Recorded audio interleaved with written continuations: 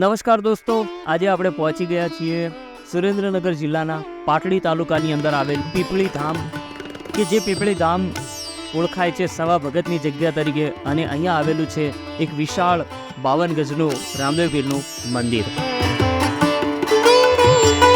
તો મિત્રો, આ મંદિરના ઇતિહાસની આપણે વાત કરીએ તો વિક્રમ સંવત 1968માં આ પીપળી ગામની અંદર દુષ્કાળ પડ્યો, તેથી સવા ભગત અહીંથી માટીકામના વ્યવસાય માટે કચોલિયા ગામ ગયા હતા. દિવસે તેઓ વાસણ બનાવતા અને રાત્રે સત્સંગ કરતા. એક સાંજે તેમની પાસે સદગુરુ કબીર સાહેબ સાધુ સ્વરૂપે આવ્યા અને પોતાનું નામ હંસદાસ બતાવી કબીર સાહેબે સવા ભગતને ગુરુદરનું જ્ઞાન આપ્યું. ત્યારબાદ એ જ વર્ષે વિક્રમ સંવત 1968ની એક રાત્રિએ રણુજાના રાય રામદેવપીર બાપાએ સવારામ બાપાને સ્વપ્નમાં આવીને કહ્યું કે હે સવાર, મારે તારે ત્યાં કાયમ માટે બેસવું છે. રામદેવપીર બાપાએ કહ્યું કે અહીંયા અખંડ સદાવ્રત ચાલુ થશે અને સમય આવે આ જગ્યાએ મારું 52 ગજનું દેવળ બનશે અને ઈશાન ખૂણામાં મારો 52 ગજનો નેજો ફરકશે. મિત્રો, 1969માં અનાસુરથી અનાજનું આગમન થયું અને આ મંદિરની અંદર સદાવ્રત ચાલુ કરવામાં આવ્યું. ત્યારબાદના વર્ષે એટલે કે 1970માં અનાસુરથી ઘોડાનું આગમન થયું અને 1972માં સવારામ સાહેબે આ મંદિરનું નિર્માણ કર્યું. ભગવાન રાધે કૃષ્ણની મૂર્તિ અને રામદેવજી મહારાજના ફોટાની સ્થાપના સવા ભગતે તેમના ધર્મપત્ની જમુનામાં અને એમના નજીકના શિષ્ય જબુબા દ્વારા સંતો મહંતો અને ભક્તોની હાજરીમાં ધામધૂમથી કર્યું હતું.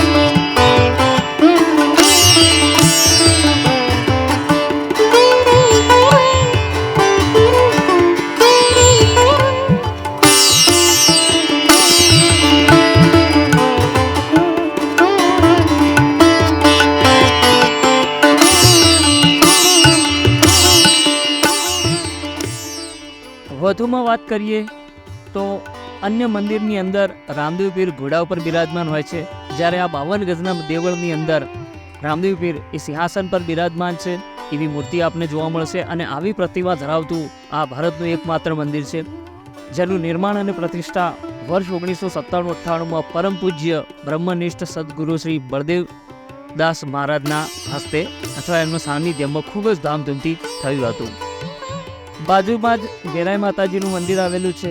આ પીપળી ધામથી 5 કિલોમીટરના અંતરે રામદેવ પીર બાબાનો વિસામો આવેલો છે, જ્યાં રામદેવ પીર બાબાનું દેવળ, રામા સરોવર અને શિવાલય પણ જોવાલાયક છે. અહીંયા રાધાકૃષ્ણના દેવના મંદિરો છે, જ્યાં રામદેવજી મહારાજનો પુરાતની ફોટો અને ઘોડાની સ્થાપના કરવામાં આવી છે.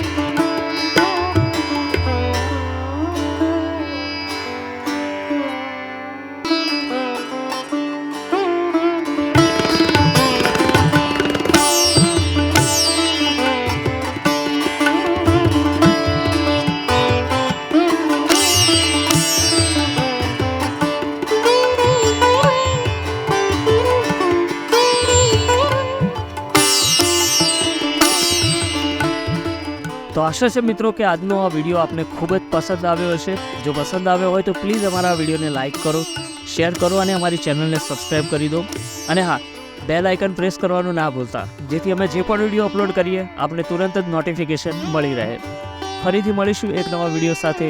ધન્યવાદ મિત્રો.